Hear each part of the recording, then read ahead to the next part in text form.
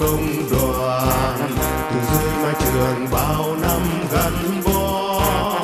Dẫu năm tháng bộn bề cùng khoa học, phần phơi phới tươi vui. Chúng tôi những cán bộ công đoàn cầm tay nhau vượt ngàn sóng gió, vun đắp cho ngày mai. Dù cuộc sống còn nhiều gian khó, niềm hạnh phúc từ trong đấu tranh, một bài ca muôn đời trẻ mãi. Nào đoàn kết một lòng đi tới, để rạng rỡ mái trường mến yêu, là bài ca công đoàn, là tình yêu chúng ta. Chúng tôi những cán bộ công đoàn, để giao thiên điện cùng tôi năm tháng tri thức, với tri thức đi thăm đời của nhân loại, cùng thắp sáng những ước mơ, kia là những khát vọng xây đời, rồng bay lên cùng thế giới, mãi sáng ngời Việt Nam. Lời của Bác ngàn lần ghi nhớ, chồng người với tình yêu bao la, tròn niềm tin với nghề cao quý.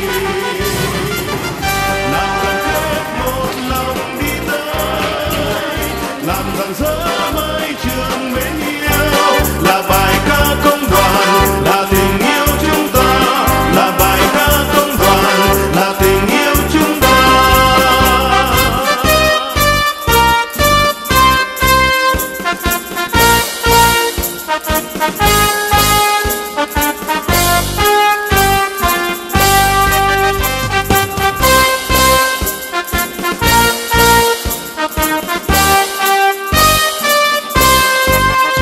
Chúng tôi những cán bộ công đoàn, để giao thiên điện cùng tôi năm tháng tri thức, với tri thức đi thăm đời của nhân loại, cùng thắp sáng những ước mơ, kia là những khát vọng xây đời, rồng bay lên cùng thế giới, mãi sáng ngời Việt Nam.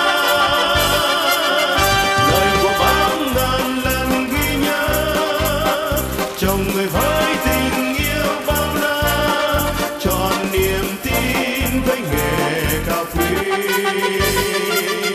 Nào đoàn kết một lòng đi tới, làm rạng rỡ mái trường mến yêu, là bài ca công đoàn, là tình yêu chúng ta. Lời của Bác ngàn lần ghi nhớ, chồng người với